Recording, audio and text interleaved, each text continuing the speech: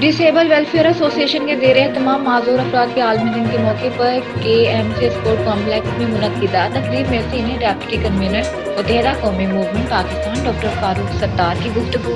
Senior deputy convener मुत्तहिदा कौमी movement doctor Farooq Sattar की जानिब से पाकिस्तान समेत दुनिया भर में बसने वाली सिंधी बहन भाइयों को सिंध कल्चरल डे की मुबारकबाद। पाकिस्तान समेत दुनिया भर में बसने वाले अपने तमाम सिंधी बहन भाइयों को सिंध कल्चरल डे की मुबारकबाद पेश करता हूँ।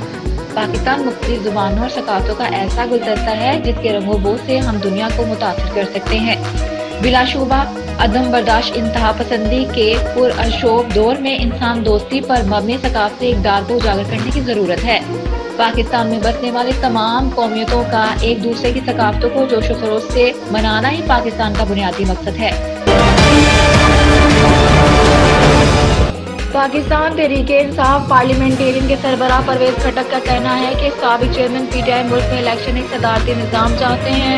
एक निजी टीवी से बात करते हुए उन्होंने कहा कि पहले भी पार्टी में 4-5 इलेक्शन जाली थे, सिर्फ कागजी कार्रवाई थी।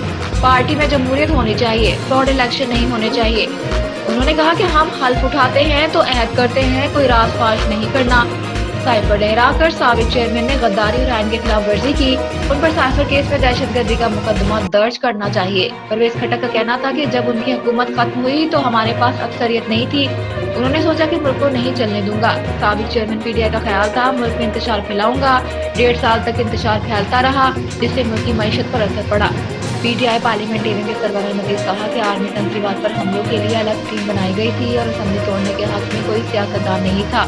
उनका ये भी कहना था कि साबिक चेयरमैन PTI को समझाया कि सुबह असम्बली ना तोड़ी जाए, वो अपने आगे किसी को बर्दाश्त नहीं करते थे। पीपल्स पार्टी के रहनुमा शर्जील मेमन ने नून लीग की तनकीद पर रद्द-ए-अमल देते हुए कहा है कि नून लीग ने लाहौर को ही पाकिस्तान समझा हुआ है।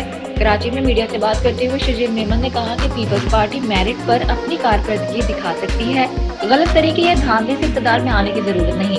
उन्होंने कहा कि सेहत सबसे पहले, सड़कें फ्लाईओवर सबके बाद आते हैं। नून लीग ने कोई एक सरकारी अस्पताल बनाया हो तो बताइए।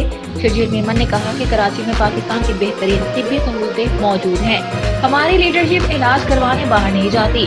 पीपल्स पार्टी के रहनुमा ने कहा कि MQM और नून लीग का इत्तेहाद 0-0 के मुतरादिफ है।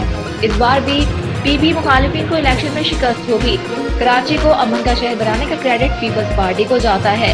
PTI इंट्रा पार्टी इलेक्शन मुतनाज़िर हो गए हैं, शायद मामला अदालत में जाए।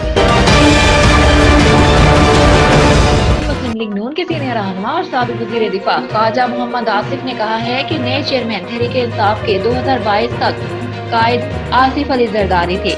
एक बयान में ख्वाजा मोहम्मद आसिफ ने कहा कि PTI के बानी तो अपने पुराने साथियों पर एतबार करने को तैयार नहीं। 2022 तक PTI के नए चेयरमैन के कायद आसिफ अली जरदारी थे। तहरीके इंसाफ के बानी को 1 साल में आसिफ अली जरदारी का तराशा हुआ हीरा इतना पसंद आया कि अपनी पूरी पार्टी उसके हवाले कर दी। नून लीगी रहनुमा ने मजीद कहा कि जिसने सारी उम्र दूसरों को धोखे दिए हों उसका दूसरों पर एतबार करना मुश्किल होता है। सवाल तो ये है कि इस सब के बाद क्या PTI के रहनुमाओं और कारकुनों के लिए कोई शर्फ, कोई हया का मुकाम है?